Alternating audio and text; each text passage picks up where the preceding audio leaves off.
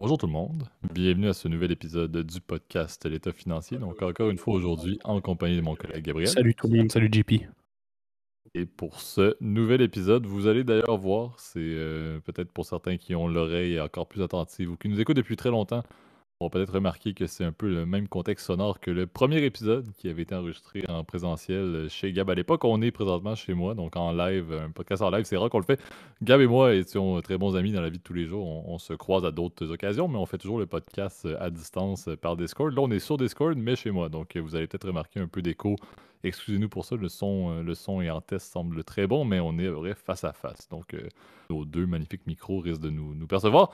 Mais on enregistre un épisode assez fascinant, deux sujets. En fait, un sujet proposé par Gab qui est très d'actualité qu'on va faire en deuxième partie et un premier sujet qui va également être d'actualité avec bon, mon petit côté canadien et on va parler assez rapidement, vous allez voir, là, d'un sujet, mais qui touche également Gab, qui d'ailleurs est maintenant nouvellement, et on le salue, là, nouvellement citoyen canadien, donc un bel effort après autant d'années au Canada. Donc pour ceux qui veulent faire commentaire, n'hésitez pas, là, un Français est maintenant double national. J'ai essayé, je vous le cacherai pas, de faire en sorte qu'il retourne sur Paris.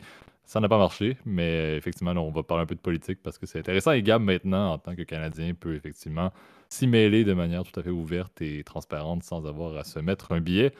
Donc, on va commencer avec ça. J'ai déjà fait en fait, il n'y a plus aucune surprise sur de quoi on va parler dans le premier segment. Donc, ça va être un place au débat et un au son de la cloche pour aujourd'hui. Je te laisse, Gab, faire le disclaimer pour le volet d'opinion, mais également pour bon, la deuxième compagnie entre guillemets, été listé, là, qu'on va parler dans le haut son de la cloche, mais ça vaut la peine de faire un petit disclaimer également sur le volet financier de la chose.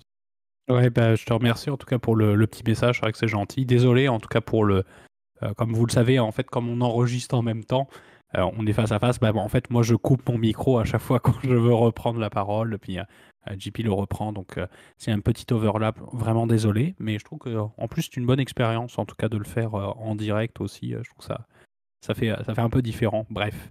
Euh, Comme je te l'ai dit, bah, effectivement, tu l'as dit, JP, pardon, il y a quelques instants, bah, oubliez pas que dans les deux sujets, bah, de rester, on va dire, neutre dans les commentaires, d'essayer, on va dire, d'être objectif, faire des commentaires gentils, quoi, plus généralement, et bienveillants. Et puis pour le deuxième segment, comme tu l'as dit, tout ce qu'on va dire, évidemment, c'est que notre opinion personnelle, il ne s'agit pas d'une recommandation à proprement parler de placement. Et on vous invite à prendre contact avec un expert quiconque est autorisé là où vous vous trouvez. Vous le savez, chers auditeurs, lui seul ou elle seule sera en mesure de déterminer avec vous bah, si c'est adéquat à votre profil d'investisseur. Puis particulièrement pour l'entreprise dont on va parler, qui est listée sur les marchés hors cote. Donc sachez que ça contient énormément de risques et que vous pourriez perdre l'intégralité en fait, de votre capital si vous mettez des sous là-dedans. Évidemment, le podcast État financier ne serait responsable de moindres pertes financières. C'est votre responsabilité, puis c'est votre libre arbitre, je dirais, en tant qu'investisseur. Et je pense qu'on est prêt, comme tu l'as dit, à passer au premier segment de cet épisode que j'ai bien hâte, en tout cas, de commencer la première discussion. Absolument. Donc, lançons en force le premier segment, le place au débat. Parfait. Donc, je l'ai déjà dit, il n'y a aucune surprise. On veut parler un peu de politique canadienne. On parle souvent de politique de plusieurs pays, là. On parle souvent des États-Unis, on parle souvent d'Europe. Plusieurs sujets politiques d'ailleurs d'actualité qu'on a parlé dans les derniers mois. Par contre, la politique canadienne, on n'en parle pas sauf lorsqu'il y a des élections. Et j'en suis conscient. Je le dis à chaque fois qu'on fait l'épisode sur les élections depuis qu'on fait le podcast. Déjà, on a eu l'occasion d'en faire au moins une. Je le dis que dès que les élections passent, on n'a vraiment pas beaucoup d'intérêt sur la scène mondiale à parler du Canada. Par contre, le gouvernement en place, et encore une fois, l'opinion n'est pas du tout de se tacler ou de se positionner d'un côté comme de l'autre entre le parti au pouvoir, le Parti libéral de Justin Trudeau ou le parti d'opposition, que ce soit le Parti conservateur du Canada, que ce soit le NPD, le Bloc québécois, you name it. Là, on a un système qui est quand même assez fascinant, toujours basé sur une monarchie constitutionnelle. Mais on a fait quand même les manchettes pour plusieurs raisons dans les derniers mois et même dans les dernières semaines. Donc, c'est quand même intéressant de voir où est-ce qu'on s'en va. C'est aussi un contexte très normal au Canada d'avoir un gouvernement qui, le message passe peut-être un peu moins avec le temps. Ce n'est pas la perte de qualité du parti, ce n'est pas la perte de qualité peut-être du premier ministre, mais à un certain point, on sent que le pays, plus globalement, ça sent la soupe chaude et on a souvent cette tangente-là. Historiquement, pour ceux qui connaissent bien la politique canadienne, vont avoir vu que dans le dernier cycle, on avait eu beaucoup de gouvernements conservateur du Canada avec M. Stephen Harper à l'époque, qui avait été un premier ministre quand même de longue date. Et maintenant, on a eu là, un volet tout à fait libéral avec le Parti libéral du Canada et Justin Trudeau, comme je le mentionnais, mais on a un peu aussi cette fin de cette lune de miel-là entre, globalement, là, la majeure partie des Canadiens et le parti au pouvoir. Les nouvelles actuelles, et j'en nomme quelques-unes, puis je sais que Gab, tu vas avoir des points à rajouter là-dessus, là. Mais on a fait les manchettes, je vais garder le plus récent pour la fin, là, mais bon, on a eu à l'époque beaucoup d'enjeux avec la Chine. Il y avait eu là, ce clash-là entre nous qui avions fait, on avait arrêté, je pense, la directrice financière de Huawei avec une mise, une garde à vue là, à domicile à Vancouver, en Colombie-Britannique. Et en contrepartie, on avait eu les fameux deux Michael qui avaient été emprisonnés pendant bien des années. Ça avait envenimé beaucoup la relation entre le Canada et la Chine. Et encore maintenant, c'est toujours un peu le cas parce que Trudeau et le gouvernement là, du Canada, le Parti libéral, a maintenu cette force-là de dire même si le Canada n'est pas du tout la Chine, n'a pas du tout les mêmes moyens que la Chine, on va continuer de se tenir et de se lever contre eux avec les conséquences qu'on connaît, malgré le fait que nos alliés nous ont appuyés sur certains projets, on est un peu mis à nous-mêmes. On peut parler de l'Ukraine également. Notre budget militaire est déjà pas très bon au Canada. On n'est pas non plus les plus grands contributeurs au niveau du budget ou du support en termes militaires et en armement, par exemple, au niveau de l'Ukraine. Et on sait qu'avec l'OTAN, un des points problématiques, c'est que le Canada non seulement ne contribue pas à l'ampleur du PIB du Canada dans l'OTAN pour le support à l'Ukraine, mais en plus, le Canada n'investit même pas le fameux seuil que l'OTAN demande en termes de pourcentage du PIB pour l'armement national. Donc, on a cette problématique-là aussi. Et on peut parler, bon, les autres points plus récents, Gab, tu l'avais soulevé, là, lorsque Zelensky est venu faire son tour au Canada et est venu faire un tour à Ottawa au Parlement pour, encore une fois, encourager à ce qu'il y ait toujours cette union-là et ce maintien-là du support auprès de l'Ukraine. Je pense, j'oublie le nom, là, mais le responsable de la Chambre ou peu importe son titre officiel avait présenté, entre autres, des dignitaires, dont un individu qui était un ancien de l'armée ukrainienne et de l'armée canadienne qui s'était battu dans la Seconde Guerre mondiale ou quelque chose du genre, je me souviens bien. Mais il était en fait nazi. Donc il a eu là, une chaude main d'applaudissements, tout le monde debout, même Zelensky, alors qu'il était nazi, ce qui est absolument épouvantable lorsqu'on sait qu'est-ce que Poutine et la Russie reprochent à Zelensky, au gouvernement ukrainien et à l'Ukraine plus globalement. C'est quelque chose qui paraît très très très mal pour l'Ukraine qui est en visite et ça paraît très mal pour le Canada aussi plus globalement parce que, encore une fois, on a de l'air un petit peu d'être incompétent. Et on rajoute à ça tout récemment avec l'Inde. Donc, il y a eu des événements quand même assez notoires. Et bon, oui, possiblement que l'Inde est responsable du décès d'un dissident là, du gouvernement en Colombie-Britannique, justement. Mais le Canada est quand même monté aux barricades énormément pour soulever le fait que l'Inde est imputable. Et un peu dans la même logique qu'on l'a fait avec la Chine, est prêt à faire face à une grande puissance alors qu'on est je suis Canadien, on n'est pas grand-chose sur l'échiquier mondial, mais on joue un peu comme si on était gros et fort parce que, à mon avis, puis c'est une place au débat, là, c'est là où mon opinion va transparaître, parce qu'on est appuyé des États-Unis et on sait que les États-Unis vont faire à peu près tout, qu'est-ce qu'ils peuvent pour nous appuyer ou pour nous supporter, peu importe qu'est-ce qu'on fait. Mais je trouve que présentement, c'est là où, et encore une fois, sans dire mon avis politique, en fait, même ce que je veux dire là, présentement, peut-être trahit même ma propre vision politique. Je trouve que Trudeau, à un certain point, comme je le mentionnais, le message passe un petit peu moins, mais également, il semble être très en bon anglais, contempt du fait qu'il peut aller above and beyond et essayer de montrer le Canada comme étant une espèce de mini gendarme des causes sociales et humanitaires et tout, parce que les États-Unis sont en arrière et sont capables de nous baquer.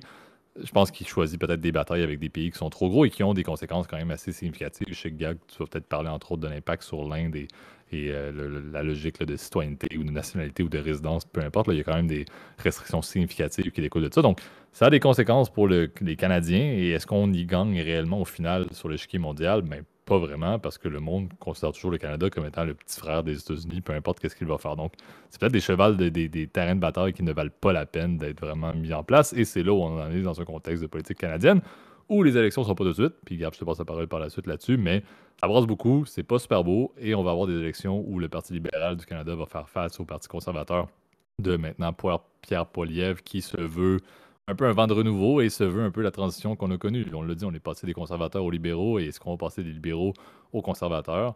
Sans nécessairement dire que j'en suis en faveur, je crois vraisemblablement que ça sera le cas. Et c'est là où on voit vraiment une évidence où le mandat va juste se terminer avec encore d'autres dossiers problématiques, autant nationaux qu'internationaux.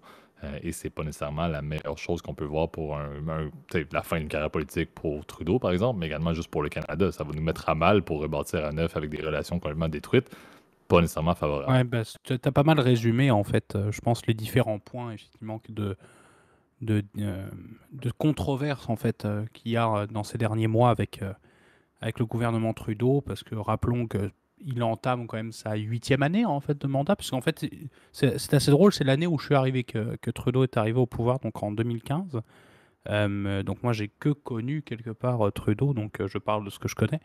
Euh, Ce qui est assez, moi je pense, le plus dévastateur parmi tous les scénarios, c'est évidemment l'affaire en fait avec les Indiens, parce que je pense que ça a vraiment détérioré sur le long terme cette relation particulière qu'avait le Canada avec l'Inde, parce que rappelons que le Canada héberge, je crois, l'une des plus grosses diasporas en fait indiennes à travers le monde, hein. Donc c'est un pays en fait où il y a énormément en fait d'Indiens normalement dans la région du Grand Toronto. Il y a des villes où carrément tu te crois. Enfin, tu vois, j'y étais il y a une semaine et demie. C'était pour ça d'ailleurs que le podcast était en retard. J'étais en week-end à Toronto et j'étais très surpris. Putain, on était les seuls, pardon pour le langage châtié, on était les seuls en fait typé européen, enfin, tu vois, donc c'est une pays, en tout cas une région, il y a une énorme diaspora aussi asiatique qui est très importante, mais c'est sûr que les Indiens et les Pakistanais et les gens du Bangladesh aussi représentent énormément de gens, et donc énormément d'électeurs, en fait, là-dessus. Tu as beaucoup de gens, effectivement, en Inde qui conservent, en fait, des Indiens du Canada qui ont conservé le passeport indien, puisque rappelons-le, l'Inde n'autorise pas la double nationalité.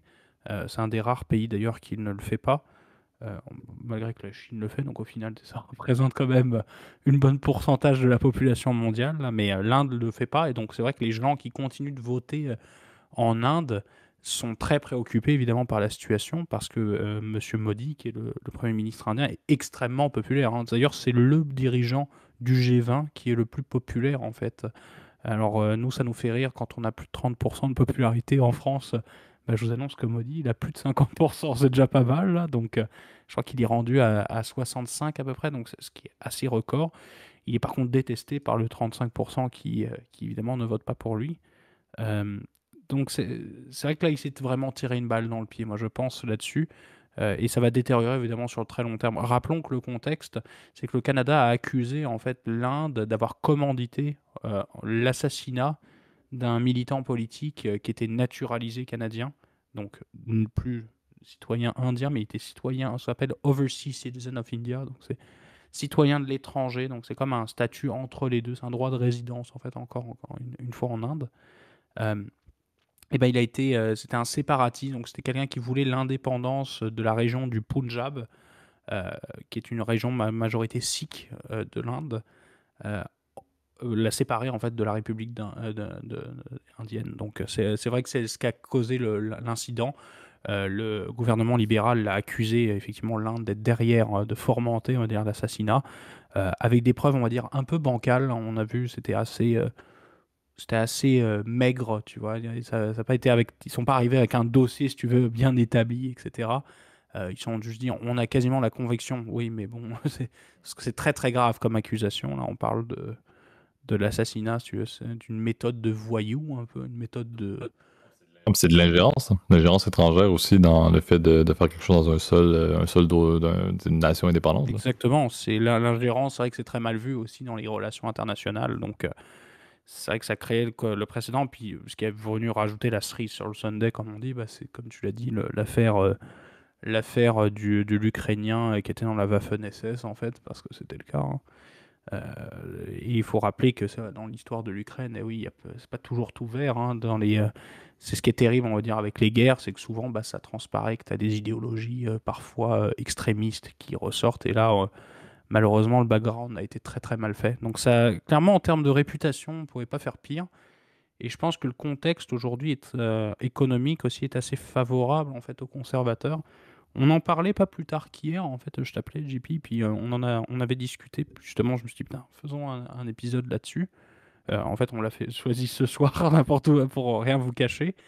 Euh, et ben on s'est dit, putain, c'est vrai que les conservateurs, bah, ils montent vachement dans les sondages, hein. Alors, bon, évidemment, au Québec, on le sait, ils sont très limités. Tu l'as dit, ils ont un nouveau chef depuis à peu près 9 mois, je crois, qui est Monsieur Pierre Poilievre, qui est un monsieur qui est originaire de l'Alberta, mais son nom en fait indique qu'il a des origines francophones. Il parle quand même relativement bien français aussi, ce qui est assez populaire. Et c'est vrai que il s'est tirer clairement une balle énorme dans le pied, Trudeau, et ça va, à mon avis, profiter aux conservateurs. Jusqu'à quelle mesure, jusqu'à quelle limite, c'est là toute la question. Et je pense que c'est là où peut-être JP, tu as peut-être un peu plus d'insight que moi, on va dire, sur le contexte politique.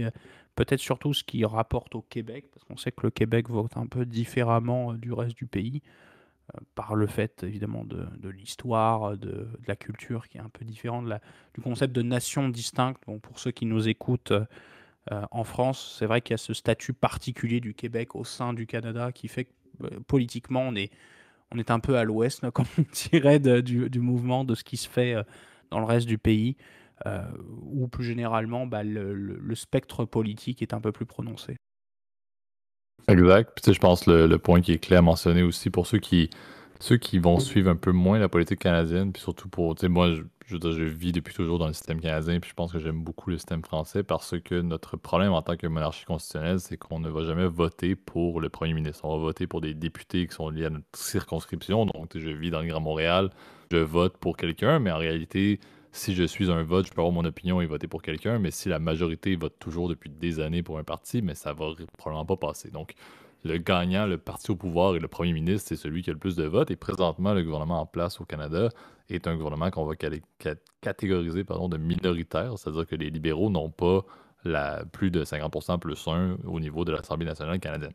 Du Parlement canadien, pardon. Donc, on se retrouve avec un gouvernement qui pourrait tomber n'importe quand, parce que théoriquement, les partis de l'opposition ont plus de 50% des députés et pourraient donc renverser et décider de déclencher les élections demain matin. Par contre, ce qui fait en sorte que c'est très, très, très stable et que Trudeau va probablement être en mesure de finir au moins son dernier mandat jusqu'aux prochaines élections, c'est qu'il a une alliance très forte avec un des partis de l'opposition qu'on appelle le Nouveau Parti démocratique, le NPD, qui sont des partis très de gauche d'ailleurs, qui vient vraiment dire, ben écoute, en échange il y a eu un accord dès le tout début, dès que les élections ont eu lieu et que les libéraux sont passés minoritaires, Trudeau a fait une entente avec Jagmeet Singh, le chef du Nouveau Parti démocratique du NPD, pour assurer une stabilité justement politique canadienne pendant au moins, je pense, c'est après la totalité. C'est 4 ans un mandat, je pense que c'est presque pour les 3 ans plus quelques mois. Là.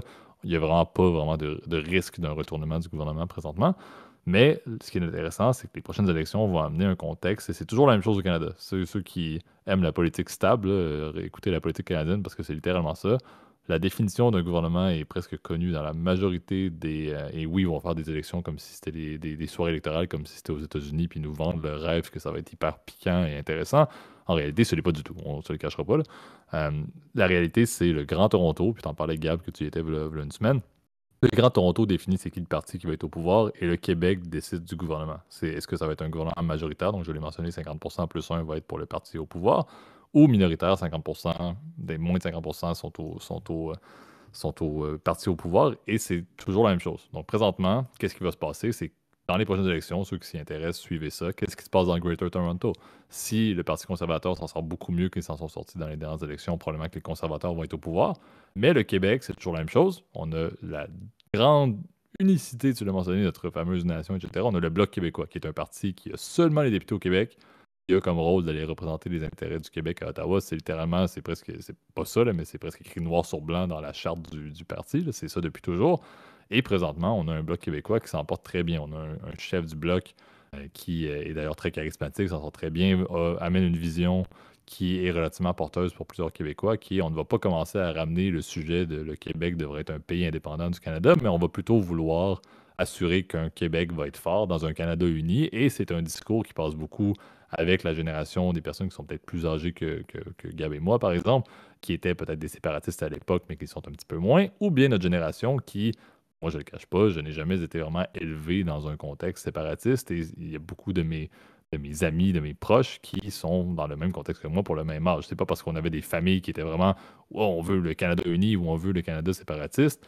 Maintenant, notre génération, ça n'a pas la même importance. Donc, le Bloc québécois s'en sort très bien et tant aussi longtemps que le Bloc québécois va bien s'en sortir, j'ai toujours dit, et c'est un place au débat, je suis prêt à presque mettre mon opinion sur la place publique en disant qu'un gouvernement prochain risque d'être fortement un parti conservateur, donc Poilievre serait le premier ministre du Canada, avec un gouvernement minoritaire parce que le Bloc québécois ne sera pas mis à mal et les Québécois moyens en termes de politique, et je sais que Gab, on en parle souvent en blague et c'est malheureusement un peu vrai que On n'est pas vraiment politisé, je le dis souvent dans chaque épisode qu'on fait lié à la politique canadienne. Au Québec, on s'y intéresse pas. C'était même tabou de parler de politique auprès de nos proches, de nos amis. C'est très différent de la France, on s'entend. Vous avez à peu près chaque chaîne de télé qui fait ça de 7h le matin jusqu'à 7h le soir. Là. Nous, on n'en parle pas. C'est à peu près ça. Là. On a un truc de l'âge lourde, puis on a Mathieu Bock-Côté que vous avez adopté en France, puis nous, en limite, on est content qu'il soit rendu là-bas. Là. Ça, c'est mon opinion. Mais c'est un peu ça. On ne parle pas beaucoup de politique, mais quand vient le temps de comprendre que si on vote bloc, ça va permettre à un gouvernement minoritaire et donc de pas d'assurer une certaine forme de stabilité parce qu'il va y avoir beaucoup de débats au niveau du Parlement canadien. C'est ce qui risque de se produire. Donc, pour ceux qui s'y intéressent, suivez-le. Ça arrive dans, il reste combien de temps? Au moins 2 ans et demi, facile, peut-être même 3 ans avant les prochaines élections. Je l'oublie, ça passe vite, mais c'est tout récent. Je pense que ça fait au moins 1 an et demi les élections. Bref, à mon avis, c'est écrit dans le ciel que ça risque d'être un parti de Poilievre, Parti conservateur du Canada, au pouvoir, mais minoritaire, parce que le Bloc va faire la balance du pouvoir et va mettre un gouvernement qui sera minoritaire. Je le dis à Gab depuis maintes reprises. À la limite, je pense qu'on pourrait même déjà le setter. Ça vaut même pas la peine de commencer à faire une campagne et mettre des millions et des millions et des millions. À mon avis, c'est déjà joué. Ouais, après, je pense que c'est peut-être un peu prématuré, évidemment, pour faire des projections, parce que on est quand même encore très loin, hein, comme tu l'as dit, des élections. Mais je trouvais ça intéressant de faire comme un espèce de touch point, là, comme disent les anglophones. Peut-être de la situation, comme geler la situation où on enregistre le 19 octobre. À cette date-là, c'est quoi les dynamiques, on va dire, politiques? Moi, je pense quand même que les conservateurs sont quand même sur une ligne qui est assez intéressante, un peu pertinente, un peu trumpienne d'ailleurs, ce qui d'ailleurs les rend assez parfois un peu détestables, on va dire. Donc les gens qui s'intéressent à la politique se disent c'est un peu du populisme, etc. Vous pouvez en penser ce que vous voulez. Moi, je pense que des fois, c'est un peu simpliste, on va dire, comme discours, mais ça plaît à l'électorat. La question, c'est comme tu l'as dit, en fait, ce qui va faire la différence, c'est effectivement le Québec va devenir assez stratégique dans la prochaine élection. Euh, Tu dis que c'est le bloc. Moi, j'en suis pas aussi sûr que ça, parce que bon, le bloc quand même a gagné, on va dire plus sur le côté. On veut pas que les libéraux soient majoritaires. D'ailleurs, c'est ce qui avait fait la différence dans les 2 derniers scrutins, parce que rappelons pour nos auditeurs, on a eu une élection en 2015, je crois, on en a eu une autre en 2019, je crois, donc 4 ans plus tard. Puis on en a eu une pendant le Covid, là, en 2021, élection qui a été extrêmement critiquée parce qu'elle a coûté un pognon de dingue. On en avait fait d'ailleurs des épisodes. Elle a coûté 1,5 milliard pour finalement avoir la même chose à 2-3 sièges près. Mais par contre, avoir cette espèce d'alliance de circonstances avec le MPD, avec les libéraux, en fait, pardon pour l'expression, mais pour se sauver le cul, on va dire un peu ça.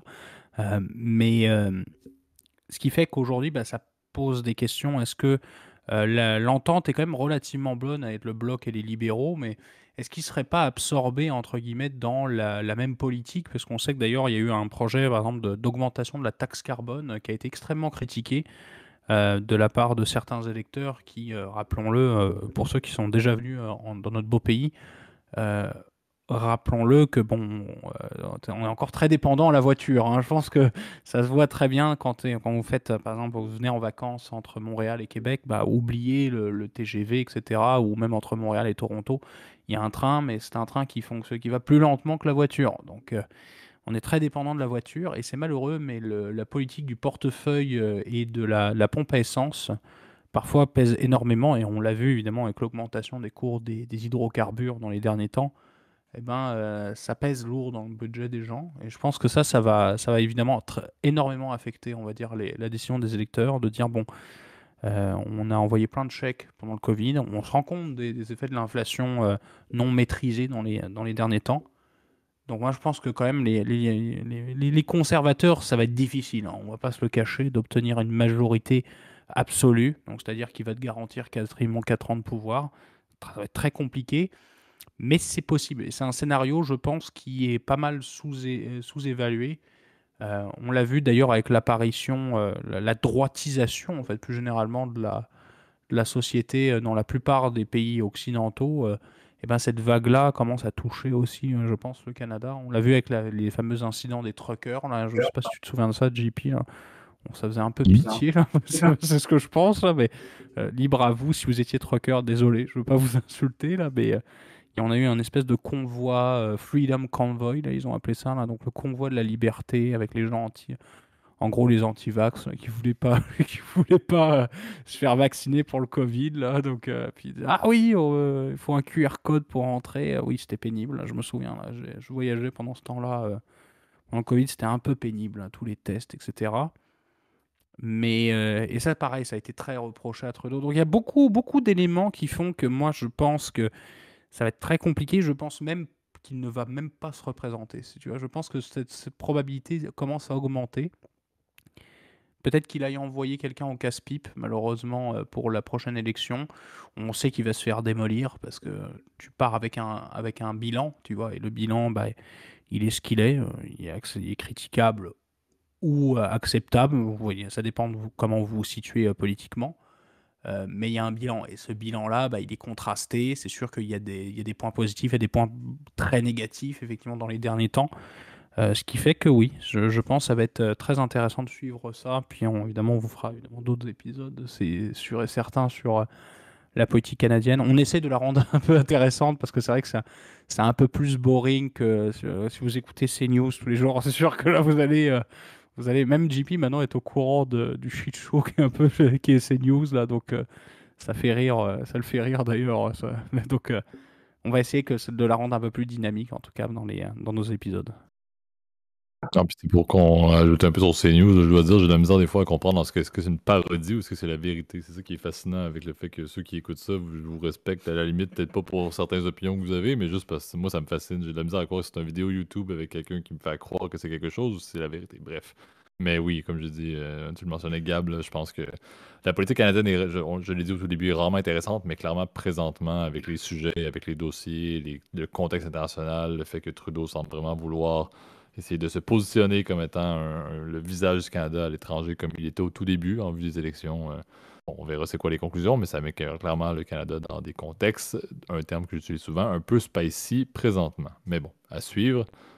Et effectivement, on en reparlera de manière modérée, probablement aux prochaines élections, je ne le cacherai pas, mais reste quand même un sujet intéressant et qui me fascine. Vous pouvez le voir, là, ça a été un peu le JP Show à ce niveau-ci, et Gab, en tant que nouveau Canadien, a pu effectivement le faire sans se faire reprendre par la moitié de nos auditeurs québécois qui, jusqu'à tout récemment, je suis bien d'accord avec vous que vous pouviez le clasher. C'était mérité, maintenant il a le passeport. Donc C'est dur là. malheureusement, on ne peut plus rien faire. On est pris. On est pris, mais bon, on vit. Donc passons maintenant au deuxième segment pour l'épisode d'aujourd'hui, le Au son de la cloche.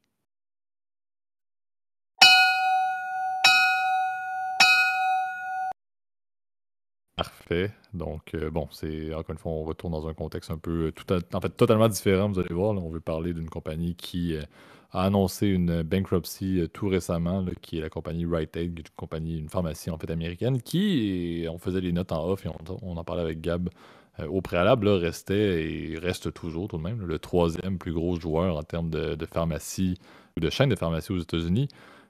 Mais ont été extrêmement mis à mal. Bon, on a annoncé un Chapter 11 Bankruptcy Protection, là, donc l'objectif est, encore une fois, d'essayer de trouver des solutions. C'est pas seulement de tout fermer puis de liquider. Il y a quand même des stratégies qui sont mises en place pour essayer de refonter la compagnie avec l'accord des créditeurs. Donc, ça reste, bon, une structure de Chapter 11 Protection, Bankruptcy Protection aux États-Unis, c'est très large, là, mais ça amène parfois à des renouveaux de compagnies qui sont tout à fait normales. Donc, ce n'est pas la chute complète et officielle du troisième joueur dans le monde et dans l'industrie des chaînes pharmaceutiques américaines, mais tout de même.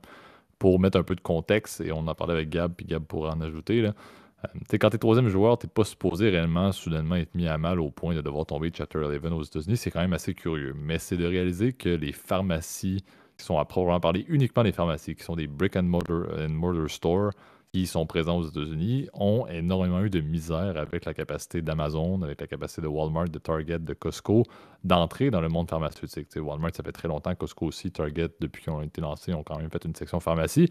Mais Amazon, ça fait mal. Le fait qu'Amazon est en mesure de pouvoir commencer à donner certains produits, certains médicaments qui, bon, n'impliquent pas nécessairement, même, il faudrait voir avec les prescriptions, là, ça, je m'en vais dans un terrain que je n'ai pas forcément abordé, mais Amazon a quand même une bonne couverture qui permet, encore une fois, de dire, ben, tu peux commander des trucs de chez toi, tranquillement, dans tout l'anonymat que tu veux et te le faire livrer chez toi comme si de rien n'était, dans un 24 heures, si tu as Amazon Prime également. Ça rend le contexte d'aller dans une pharmacie locale, même s'il y a plusieurs, et c'est un des problèmes aussi, là, ces chaînes-là ont énormément de points de service un peu partout aux États-Unis, mais ça coûte une fortune d'avoir des points de service. Et le contexte de Rite Aid avec le Chapter 11, c'est un petit peu ça.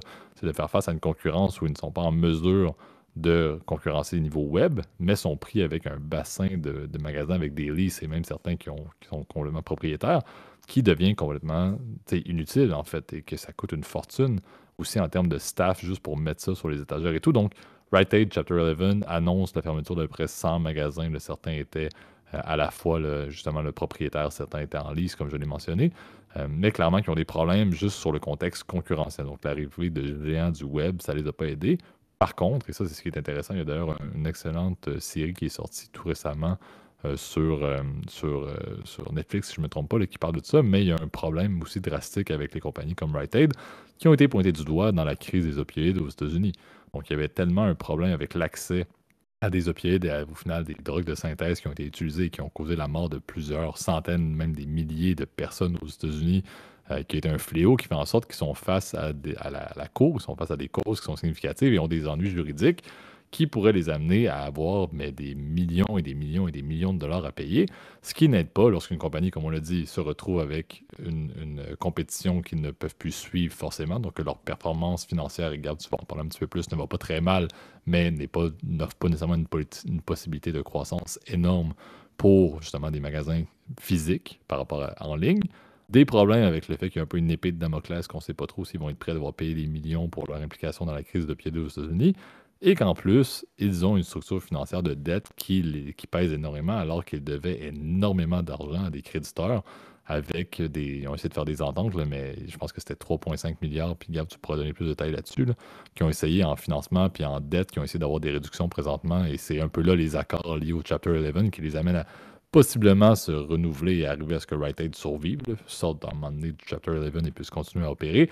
C'est le contexte de ça. C'est qu'est-ce qu'ils peuvent faire pour que le 3,5 milliards de dettes, qu'est-ce qu'ils peuvent faire pour que ça fonctionne, quel va être le bénéfice du Chapter 11 pour ça, la restructure des dettes, la fermeture de magasins et également tous les problèmes juridiques. Qu'est-ce qui peut permettre à cette compagnie-là de peut-être devenir une pharmacie, mais qui va être beaucoup plus axée sur le service en ligne, donc moins de magasins, on le dit, va pouvoir se sortir des enjeux juridiques, donc ne plus avoir tout ça avec un risque et, espérons-le, offrir un service qui est tout à fait légitime, là, de ne pas commencer à offrir des médicaments à des personnes qui ne devraient pas en avoir et que ça devienne une drogue de synthèse majeure qui est distribuée dans les rues partout aux États-Unis. Ça, c'est un problème, on s'entend, pour une pharmacie à proprement parler. Et de, idéalement, rebalancer leur structure de capital et de financement pour ne pas que ce soit absolument problématique. Le fait qu'ils ont 3,5 milliards en financement et en dette, là, c'est fascinant pour une compagnie qui n'opère pas depuis hier. Là. Je veux dire, ils prennent cet argent-là pour faire quoi lorsque les possibilités de croissance d'une pharmacie qui n'ont même pas, encore une fois, une offre de service en ligne qui accote quoi que ce soit en termes de concurrents comme Amazon et Walmart, par exemple. Donc, où est allé cet argent en réalité, à part pour acheter peut-être et pour refinancer et pour réparer des localisations physiques? Clairement qu'il y a des erreurs qui ont été faites dans leur parcours qui les amènent aujourd'hui à être en Chapter 11. Je te trouve un peu naïf, mon cher JP, pour ce point-là, parce que c'est assez simple. Cet argent-là, je sais où il est allé. Ben, il est allé aux actionnaires, tout simplement. Cet argent-là, il est tombé effectivement en fait pour optimiser effectivement le levier des compagnies. On sait que dans les années avant le Covid, en fait, tu avais un truc qui s'appelait les taux d'intérêt à 0%, donc où tu pouvais littéralement emprunter à des taux d'intérêt défiant toute concurrence, ce qui a permis effectivement à beaucoup de compagnies en fait de commencer à significativement augmenter leur levier financier. Alors, bon, moi j'aime bien utiliser des chiffres pour exprimer un peu, voir comment ça fonctionne là, mais une métrique que j'aime beaucoup pour aller regarder le levier en fait d'une compagnie, donc le pourcentage des actifs qui sont financés effectivement par la dette, eh ben, c'est les ratios de levier EBITDA. Donc rappelons l'EBITDA, c'est Earnings Before Interest, Taxes, Depreciation, Amortization. Donc c'est comme le bénéfice opérationnel d'une compagnie avant le paiement des intérêts et de la dépréciation qui ne sont pas vraiment des charges, on va dire, des charges à proprement parler comptables, c'est des charges comptables si tu veux. Et puis pour les intérêts, les intérêts, ça permet d'évaluer la compagnie sur une base avant de prendre en compte les paiements qui sont dus à la dette et aux actionnaires. Donc c'est pour ça qu'on utilise ce truc-là. Et la dette nette, donc c'est-à-dire la dette moins la liquidité qui existe, on va dire, dans la compagnie. Alors rappelons aussi que depuis quelques années, tu as une nouvelle norme comptable qui a énormément changé la face du monde. On en a parlé, en tout cas dans le milieu financier, quasiment tous les jours, j'en parle de cette norme comptable et qui, je pense, est pertinente et fascinante. Et puis d'ailleurs, j'aimerais faire un jour un épisode là-dessus qui s'appelle IFRS 16. Alors, IFRS 16, c'est qu'aujourd'hui, tu peux plus faire de la location, on va dire, de magasins ou la location, par exemple, de voitures, par exemple, qui sont dans ton inventaire, sans les rapporter en fait dans ton bilan. Parce qu'avant, ce que tu disais, bon, imaginons que tu as une compagnie qui fait 100, qui loue des voitures pour 20, et ben c'était plus 80, si tu veux, le bénéfice. Maintenant, aujourd'hui, on va dire que c'est 100. Mais par contre, tu as une charge de dépréciation en fait qui est due en fait sur ce véhicule-là. Donc ce que ça a changé en fait, c'est qu'aujourd'hui, tu ne peux plus cacher de la dette entre guillemets dans des faux entre guillemets faux.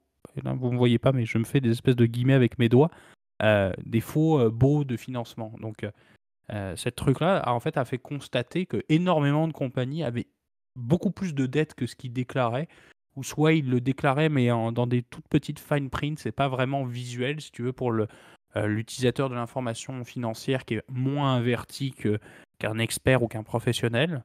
C'est plus compliqué de le visualiser rapidement. Et là, tu vois que typiquement, Righted est le genre de compagnie qui en fait avait énormément de beaux locations, et ce qui fait que en fait, la structure de capital s'est vraiment détériorée après l'implémentation de IFRS 16. Pour ceux qui sont plus avertis financièrement, vont me dire oui, mais Righted, c'est une compagnie américaine, elle ne déclare pas en IFRS. Effectivement, elle déclare avec les standards comptables américains, donc les fameux US GAAP, mais qui ont les mêmes clauses que l'IFRS 16, qui s'appelle le ASC 842. Donc ceux qui sont très tintilleux sur la comptabilité ne peuvent pas m'avoir là-dessus, parce que c'est quand même quelque chose que je travaille tous les jours là-dessus. Donc on ne peut pas m'avoir là-dessus, mais c'est vrai que ce point-là est très intéressant, parce que c'est vrai que ça fait visualiser qu'en fait la dette était 2 fois plus élevée en fait que ce qui était réellement dans la compagnie. Pour parler de chiffres, parce qu'encore une fois on revient là-dessus, au niveau c'est une compagnie quand même qui génère, on va dire, des marges, mais des marges très faibles, parce qu'on fonctionne au volume évidemment, comme les épiceries, etc. Pour vous donner un état d'idée, la marge brute c'est à peu près 20%. C'est resté assez stable dans les dernières années. Et la marge d'EBITDA, c'est à peu près 2%. Donc là, vous voyez déjà, ça ne te laisse pas beaucoup de loose, tu vois. Donc surtout quand tu as des taux d'intérêt qui commencent à monter, c'est là que ça devient compliqué. Et c'est là, en plus, en ce moment, où quand tu as énormément de leviers, ça pose problème. Pour reprendre le ratio que je vous disais, là, donc la dette EBITDA, je vais la retrouver, parce que là, je l'avais noté dans les notes, là, mais on approche à peu près de 6 à 7 fois l'EBITDA en termes de dette, ce qui est beaucoup, ce qui est vraiment beaucoup, on va dire, pour ce genre de compagnie. Rappelons que souvent, dans une compagnie relativement stable, on parle d'à peu près 3 à 4 fois de net dette en EBITDA. Donc, c'est ce qui permet d'avoir quand même un levier confortable, qui permet quand même d'aller optimiser, on va dire, la structure de capital, sans pour autant prendre un risque qui est trop élevé, parce que quand tu commences à augmenter le nombre de fois de dette EBITDA, la probabilité que tu te retrouves dans la merde, en fait, quand tu dois renouveler tes contrats de dette, se retrouve de plus en plus importante. Donc c'est là où ça devient un peu plus problématique. La net dette EBITDA, pour te donner, j'avais bien effectivement raison, c'est 6,2 fois à l'heure où on parle, donc à l'heure où ils ont statué leurs derniers états financiers avant la faillite, soit le 2 septembre, donc c'est le moment où ils ont annoncé les chiffres dans la faillite ont été déclarés à cette date-là, en fait, ont été closés à cette date-là. Donc c'est ça qui est préoccupant, en fait. Quand tu as une dette déjà de 6 à 7 fois l'EBITDA, bon là, va être encore plus, effectivement, parce que l'EBITDA va être négatif. Ça va être très compliqué. C'est une compagnie aussi que tu vois, puis en termes de chiffres, je reprends, a subi énormément de ce qu'on appelle des goodwill impairment. Le goodwill impairment, ça c'est un bon exercice aussi d'en parler, c'est une charge comptable, donc non financière, qui permet de visualiser que la compagnie a réalisé des acquisitions en fait, dont elle estime que la valeur en fait n'est plus là. En fait. Souvent, les compagnies, quand elles achètent une compagnie plus chère qu'une autre, que la valeur comptable en fait de la compagnie, ils rajoutent un poste supplémentaire qui s'appelle l'écart d'acquisition en français, ou goodwill en anglais.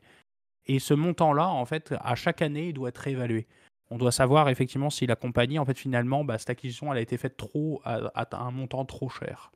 Et si tel est le cas, si tel n'est pas le cas, pardon, tu dois faire un impairment de ce goodwill. Donc, c'est-à-dire que tu dois mettre une charge qui vient annuler en fait l'actif qui a été créé en fait sur le bilan de la compagnie consolidée. L'idée, c'est qu'en fait, c'est ça. Le but, c'est de montrer, ça permet de montrer aux utilisateurs de l'information financière, effectivement que le potentiel de cette acquisition est plus limité en fait. Et c'est souvent un très mauvais signe. C'est effectivement en termes d'argent, ça change pas grand-chose, ça envoie un message informationnel que la compagnie va mal, que l'intégration se fait mal, que les synergies, par exemple, qui ont été pitchées, on va dire, lors de l'acquisition, bah, sont pas sont pas en train de se réaliser, en fait, à proprement parler. Donc, c'est important d'utiliser ce point-là. Puis le dernier point, tu l'as dit, JP, puis après je te rendrai la parole si tu as d'autres points à rajouter, c'est le côté dette. Tu l'as dit. Un truc qui saute aux yeux quand tu regardes les derniers états financiers historiquement, donc en les comparant d'année en année, là moi j'ai un logiciel qui s'appelle CapIQ qui permet de le visualiser, puis c'est comme ça que je sors les chiffres. Et bien déjà c'est une compagnie qui a accumulé en fait un montant d'équité, donc c'est-à-dire les actifs moins les passifs, qui est négatif. Donc déjà, ça veut dire que tu as accumulé un max de pertes. Ça veut dire que tu as accumulé à chaque année des pertes qui font que, d'un point de vue comptable, ta valeur de ta compagnie, c'est zéro. En revanche, bon, c'est pas toujours le cas. Tu as des compagnies qui font des pertes à chaque année, mais qui ont une valeur positive, une valeur de leur action positive. C'est souvent le cas des entreprises en très grosse croissance. Or là, on est dans une entreprise qui est normalement dans un secteur ultra stable, tu vois. C'est quasiment du revenu récurrent, c'est juste une augmentation annuelle, évidemment pour l'inflation. T'as pas vraiment de gain de part de marché significative, à part peut-être des ouvertures de quelques magasins, des fermetures de quelques magasins, qui vont changer la croissance réelle, donc après inflation de ta compagnie, avant inflation de ta compagnie, ce qui fait que c'est assez limité la croissance dans ce secteur-là. Si je te dis ça fait 10% par année, tu vas me prendre pour un fou. Là. Moi, je te dirais, là oui, effectivement, t'es un fou. Là. Ça fait pas de sens. Et puis au niveau de la dette, c'est là où tu vois que cette dette-là, elle s'est accumulée. C'est pas non plus c'est une compagnie qui, tu vois, par exemple, il y a 2 ans, en termes d'actifs, avait 7,5 milliards de dollars d'actifs, mais par contre, sa dette, c'est quasiment le même montant, tu vois. Parce qu'il y a eu cette accumulation de pertes. Mais c'est vrai que c'était déjà une compagnie qui était financée à peu près à 80% avec de la dette, tu vois. Donc, c'est là où tu te poses des questions. Et d'autant plus avec IFRS 16, ASC 842, là, on vient d'accumuler, de prendre conscience, effectivement, que cette compagnie-là a énormément de dettes. Donc, c'est ça qui est assez fascinant, on va dire, avec cette norme comptable ou une norme comptable, c'est que tu réalises que tu en as de plus en plus. Et le deuxième point, et ça je pense que c'est ce que tu t'avais dit JP, mais je tiens à le souligner, tu as énormément de dettes qui étaient dues à être renouvelées quasiment dans les 12 prochains mois, hein, puisqu'il y avait un espèce de gros, on appelle ça un balloon dans le milieu de la finance. Tu avais un balloon, donc un montant important à renouveler, qui est d'à peu près 3,7 milliards de dollars. Donc c'est quasiment la moitié des actifs de la compagnie. Donc évidemment, si tu ne le renégocies pas, mais à un taux d'intérêt avantageux, t'es mort. Et c'est ce qui a dû se passer, on va dire, dans la compagnie. Puis ce que j'avais lu sur Internet, ce que tu lisais avant qu'on commence le podcast, ils vont peut-être probablement négocier une entente à l'amiable pour conserver la compagnie, puis conserver les emplois, parce que c'est quand même une cinquantaine de milliers d'emplois, je crois, au total aux États-Unis. Donc c'est majeur, hein, c'est une très grosse entreprise. Là. Exact. En tant que troisième joueur, on l'a dit, là, c'est important. Puis un point que tu avais soulevé en off qui est important de mentionner, c'est les créditeurs ont avantage d'avoir un Chapter 11 puis d'essayer de renégocier les dettes et au final d'avoir une compagnie qui peut peut-être reprendre les rails plutôt qu'avoir une compagnie qui tombe complètement puis que les dettes n'existent plus. Donc, on verra la suite. Reste que c'est notoire et c'est important d'en parler lorsque le troisième joueur d'une compagnie, pas d'une compagnie, mais d'une industrie aussi majeure que les compagnies pharmaceutiques américaines en termes de retail, en termes de détail, ça reste pas petit et ça reste important de le mentionner. C'est arrivé un peu de nulle part, même si tu le mentionnais, les états financiers étaient quand même relativement catégoriques. Mais ça reste, encore une fois, je ne veux pas qu'on fasse un épisode là-dessus, donc on va clôturer là-dessus. Mais la hausse des taux, ça a un impact. Hein. Je veux dire, Powell est en partie responsable du choc dans certaines compagnies, dans certaines industries. On le voit encore maintenant. On verra la suite là-dessus. Mais il n'y aurait pas eu de contexte de hausse des taux aussi significative. Il n'aurait pas été mis au fait. Oui, c'était pas nécessairement bien d'être à 80% financé en termes d'activité, mais ça reste quand même qu'il n'aurait pas nécessairement eu de problématique si le rate hike n'avait pas été aussi majeur. Donc, à voir. Je ne vais pas encore une fois donner du shade sur Powell à chaque épisode. Vous le savez, mon opinion sur cet individu. On le salue. Je porterai un verre lorsqu'il prendra sa retraite. Mais clairement, il y a effectivement des problématiques et on espère effectivement que cette compagnie-là va survivre pour les emplois et pour, encore une fois, le fait que ça reste un joueur important. Ça créerait un gap, qu'on le veuille ou non, et un choc dans une industrie qui n'en a pas forcément besoin, puisque ça reste le retail des pharmacies, reste une industrie significative, on est d'accord. C'est par là que les médicaments sont donnés au commun des mortels. Idéalement, on n'aurait pas un troisième joueur qui tombe et soudainement un besoin de fusion, de mise en commun, de course un peu au port de marché dans cette industrie-là. C'est jamais réellement gagnant. Donc, on va espérer un peu de stabilité. Il reste quand même un point. Je ne sais pas, Gab, si tu avais quelque chose avant de clôturer. Ouais, peut-être c'est ça. C'est que effectivement la grande question, c'est qu'est-ce qui va se passer après. On sait que le statut de Chapter 11, pour ceux qui sont un peu moins familiers, c'est une renégociation devant les tribunaux, arrangée par les tribunaux, donc où il va y avoir en fait un plan de relance qui va être présenté, etc., avec une proposition d'affaires, de renégociation de la dette, donc peut-être d'échange de la dette contre des actions qui va être faite. On sait que les actionnaires ordinaires, normalement, sont finis, hein. Je veux dire, le titre, d'ailleurs, aujourd'hui, existe. Il est maintenant sur le marché hors cote, parce que comme tu le sais, JP, mais je pense que peut-être nos auditeurs sont déjà au courant, tu as un minimum de capitalisation boursière que tu as besoin pour aller dans les marchés financiers traditionnels, donc à la bourse de New York ou au Nasdaq. Puis la tradition, et c'est toujours comme ça, quand tu as une entreprise qui déclare Chapter 11, elle est délistée. Le temps, on va dire, que le processus se fasse et le temps qu'effectivement tu es. Parce que et le marché hors cote, on le sait, ça vient avec des risques énormes. Là. Je veux dire, l'action vaut 20 cents. Là, c'est ce qu'on appelle un penny stock dans le langage courant. Euh, donc pour le moment, évidemment, on ne sait pas trop ce qui va se passer, mais probablement il va y avoir une renégociation très importante avec les actionnaires. Il risque d'y avoir ce qu'on appelle une pratique, on appelle le haircut, se dire, bon, comme tu as dit, ils sont prêts à pas tout perdre. Ils vont dire, bon, bah, on autorise à ce que vous nous repayiez que seulement 40% ou 50% de ce qu'on s'était emprunté. C'est mieux ça que vous nous remboursez zéro, tu vois. C'est un peu ça. Et ce plan-là, en fait, souvent vient avec des contreparties. Par exemple, un changement de gestionnaire. Par exemple, des fois, l'ajout d'un nouvel actionnaire qui va rajouter des sous peut-être pour aller financer, par exemple, le fonds de roulement ou une politique où on va aller restructurer la structure de capital, tu vois. Donc, tout ça est très long. C'est très complexe, je dois t'avouer, c'est loin d'être mon champ d'intérêt ni d'expertise. Donc, je préfère pas me prononcer, on va dire, sur ce qui va se passer en détail, mais c'est sûr qu'il va y avoir un plan de reprise, évidemment, des activités. Et le but, tu le sais, c'est d'éviter le Chapter 7, qui est là, pour le coup, la liquidation forcée de la compagnie. Liquidation qu'on avait vue, d'ailleurs, il n'y a pas si longtemps que ça. Toys R Us, c'était le meilleur exemple, où il y a eu une liquidation forcée. Vous l'avez vu souvent, c'est ça, c'est quand tu vois les magasins qui foreclose, là, ils sont tous fermés. Là. C'est assez courant, d'ailleurs, aux États-Unis, où tu as tous les magasins qui se mettent à fermer, tu as tout qui est à moins 70%, tu que les articles qui sont dégueulasses qui restent. Tu as tout le monde qui sont déjà passés, on va dire, pour aller chercher faire leurs emplettes. Et c'est comme ça que ça se fait, la liquidation forcée. C'est peut-être la dernière étape, évidemment, où là, c'est le scénario catastrophe.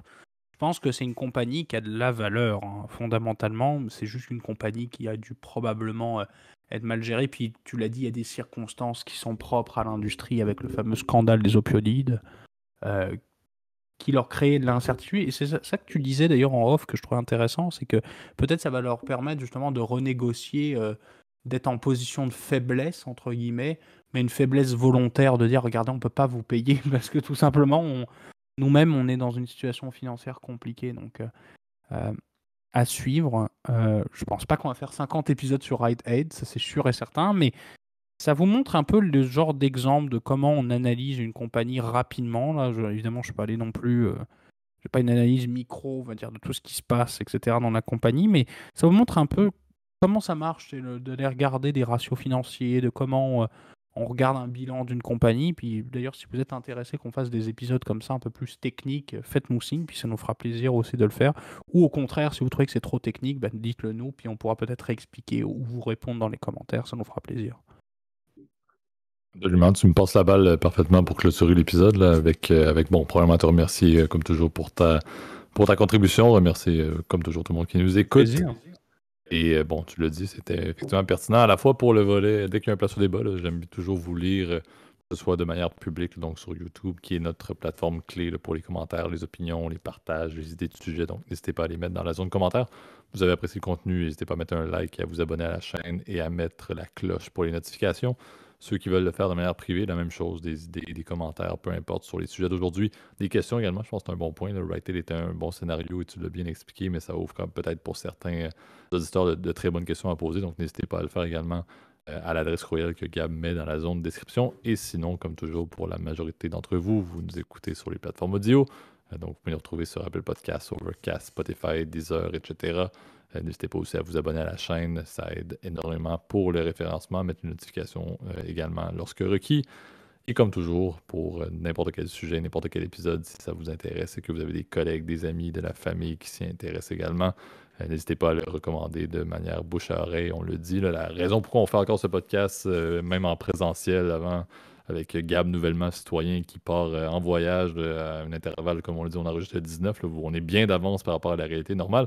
La raison qui nous fait lever et continuer à faire ce podcast, c'est littéralement le bouche à oreille de voir la communauté grandir avec des personnes qui se connaissent ou qui sont proches. Donc, n'hésitez pas à le partager, ça nous fait toujours plaisir. Je vous dis à tout le monde et je te dis, Gab, une très belle semaine et à la semaine Bonne prochaine. semaine tout le monde. Salut.